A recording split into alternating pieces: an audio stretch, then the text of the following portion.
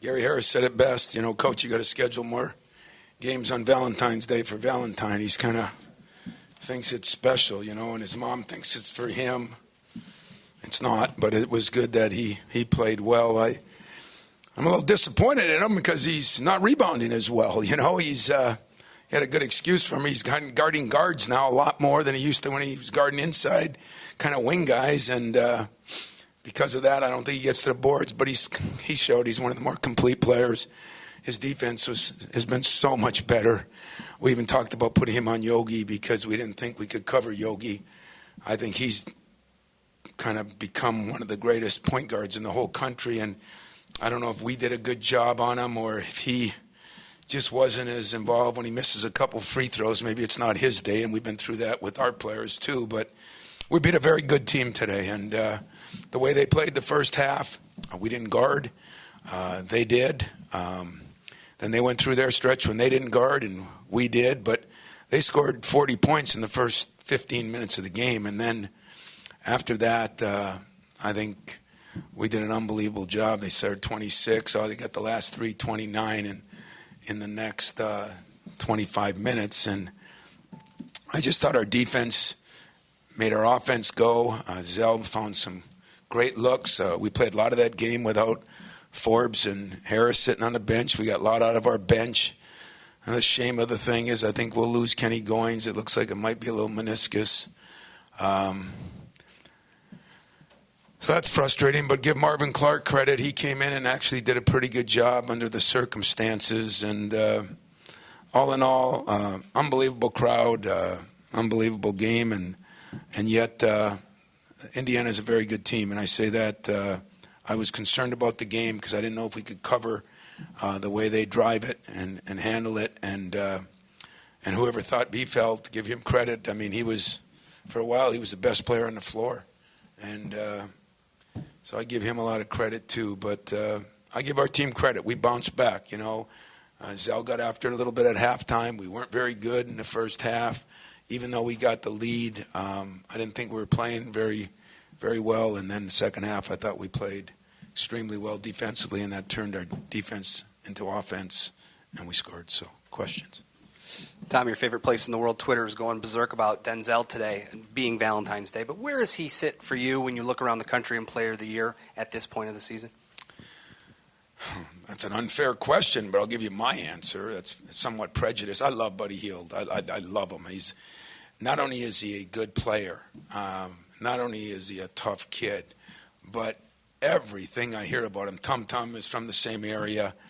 I watched him handle losing at Kansas a couple weeks ago, and he seems like the most quality kid that we have in college basketball, to be honest with you. And so I'm a big fan of his. As far as, though, the versatility and being able to do everything, I mean, I don't think Valentine gets credit for his defense. Now, as all of you know, I'm the first to say that, he was in a long line of shooting guards here over my career that would check campus to find someone they could guard early in his career, and he never found anybody. And then, he got better at it. Everything we've asked that kid to get better at, he's gotten better at. He's became a better shooter. He's become a little more disciplined with the ball. But he can guard people. So he can guard and rebound on one end, and he can pass and score on the other end. And I don't know anybody. I don't know anybody I've had that can do that as thoroughly as he does it. So put it this way, I think he deserves to be in the race.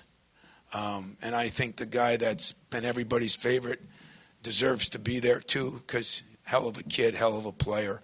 But this guy, I'm telling you, can do things. He was so poised. He was a little bit too unlike himself. I don't know what it was the first 10 minutes of the game. I thought he was good, but he was just existing out there.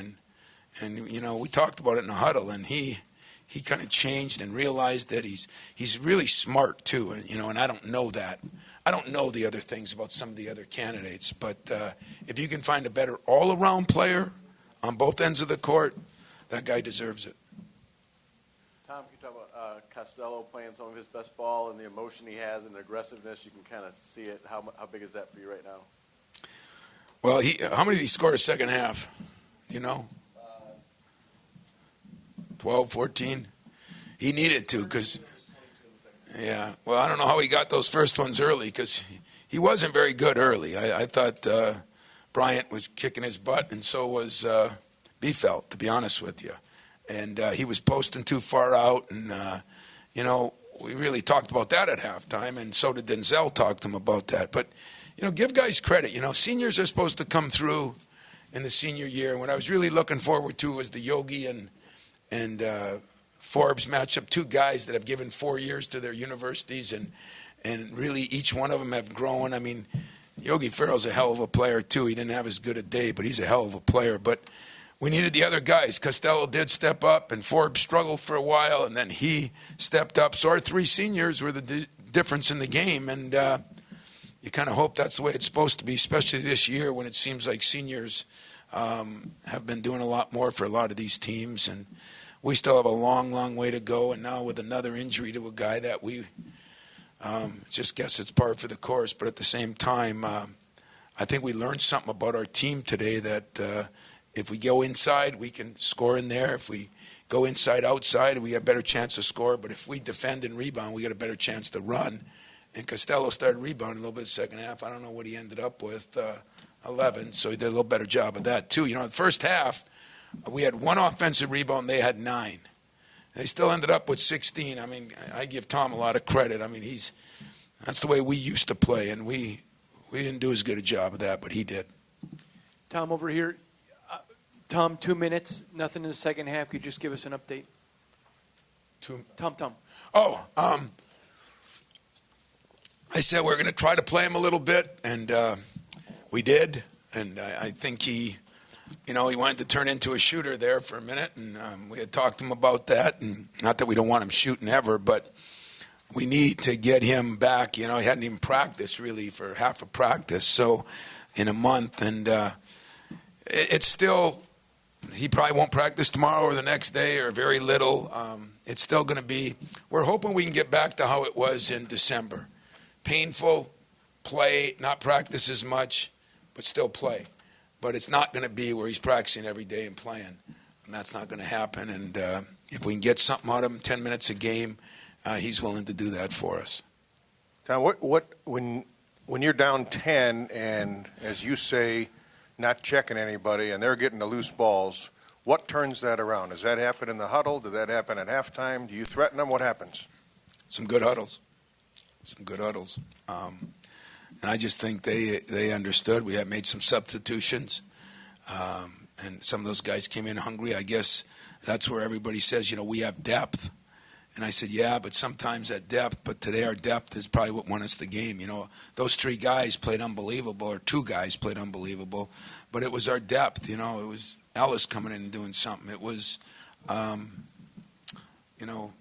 Marv was really good, what he helped us with. And we didn't get as much out of Didi. I think, he's got to turn that motor on. That motor was just idling today. And, so, I think he realized that at halftime he'll get better. Tom, you mentioned a meniscus for Goins. Is that a sure thing, a meniscus? No, I have no idea. No idea. So why did I say it? Because they told me, and, I don't hide many things. So that's what I heard.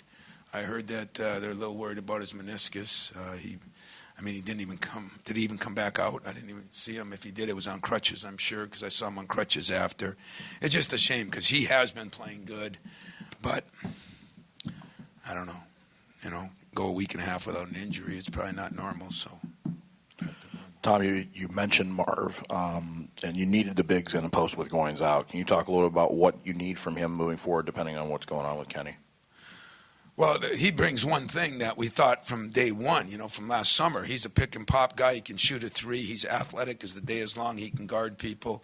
And we left him in too long a couple times, and he gave up a 3 because I think he was dead tired. He hasn't played in a long time. But, the other guy that I didn't give much credit to, and he only played 10 minutes, but I thought Schilling did a great job. He got in foul trouble in the first half, and we took him out, and then but I thought he did a good job guarding because our other guys didn't guard very well. You guys are like, you're like everybody else, Everybody loves offense. So Matt played pretty good offensively, but I wouldn't say he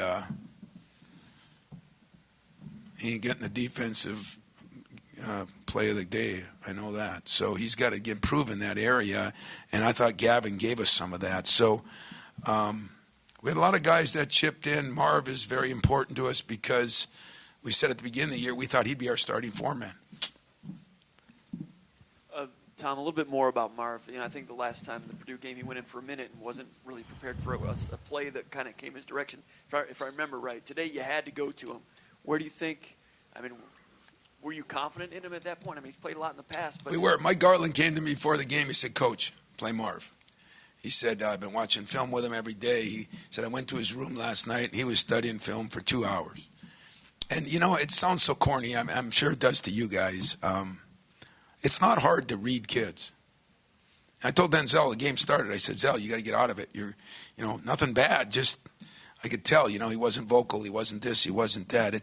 It's easy to read him. Mike read him perfect. Put more time in, felt more comfortable. Everybody wants us to feel comfortable. Give a guy a chance. Well, give me a reason to give you a chance."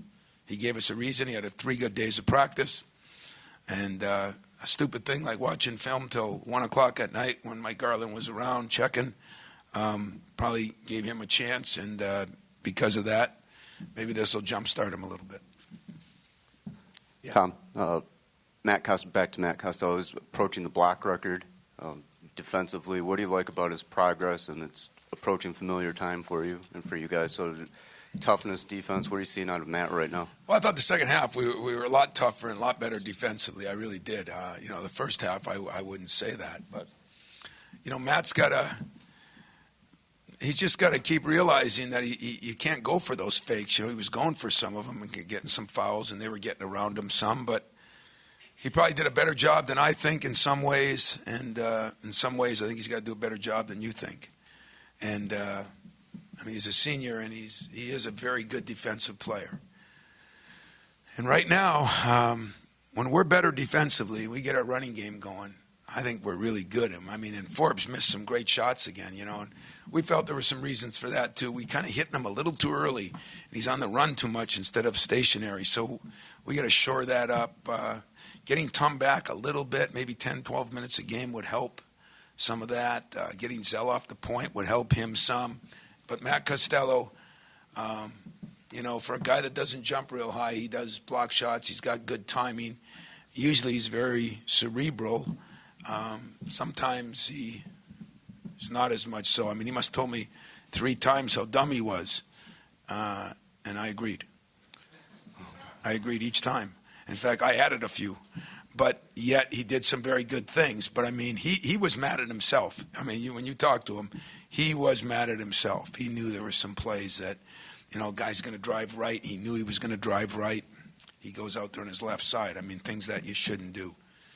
But he's valuable. He's valuable. 22 points, 11 rebounds, and I'm figuring out a way that he didn't play as good as you guys. That's pretty cool. Tom, over here. You mentioned Alvin Ellis earlier. He's a guy who's frustrated you at times throughout the years. Mm-hmm. The last couple games he's made good plays in big moments. What is your opinion of him these days and your confidence level in him? What I like about Alvin the most is there's no kidding anybody here. He was in the ultimate doghouse, for 2 years, and some his fault, some not, but he was in it. And this year he said he was going to make a different approach, and there were games we didn't play him in, and he just kept getting better. His shooting's getting better. We put him on a scout team for a junior. That's not the norm always, especially a scholarship player, but he wanted to go on it to get better. He's done a heck of a job of that, and he's kind of working himself back in the human race, and I'm proud of him for that. That's the ultimate in a person is, if you're not playing good enough or not doing what you're supposed to do, and then all of a sudden you can turn it around. Those are the kind of guys you love in the end because he's really made a concerted effort to put more into basketball. Basketball's giving something back to him. Those basketball gods are funny gods. They do that, and they're doing it for him. Tom, Yes. back here, kind of a two-parter on DD. You mentioned DD and the senior leadership that you have. What's it been like to see as we get closer to March here, a guy with his potential learn from those senior leaders as we get to kind of a crucial point towards tournament time? And Well, I think it's really important because today DD struggled, and I think he struggled. But what they've done such a good job of is Costello's done a great job with him, but the other guy that's really done an incredible job with him is Kobe Williman. You know, I think he's his roommate on the road, and that he's just he spends time with him. He's on the scout team. He's telling him what to do, where to go, how to be. You know, and today was the first time in a while I thought Didi. You know, the opening jump he lost by a foot, and I told my staff, you know, hang on, and you know you can see those things, and you're going to go through some of that with some of these freshmen now, and so is everybody else, because it gets to be that point in time of year. But I'll give him credit. He responded in the second half, blocked some shots. You know, it isn't screwing up that's the problem. It's screwing up and then screwing up again, or it's screwing up and not understanding what you did. And I give him a lot of credit, you know. He can take coaching. He can take criticism. But he had some players that got on him, too. You know, the non-motor stuff is more unexcusable than the assignment stuff. Tom? Yes. Can you explain how you guys can lose to a team like Nebraska, yet dominate a team like Indiana over 20 years here at Michigan State? Well, I don't know. I don't know if we dominated them, but, you know, a couple of those years with Oladipo and that, they got us. But Indiana's got a very good team. You know, they really do. I mean, I'm not sticking up for Tom. I'm sticking up for Indiana. This game scared me more than most we've played, because they do things that I thought was a bad matchup for us. The way they dribble drive with 4 positions. I thought one guy that is really improving is Hartman.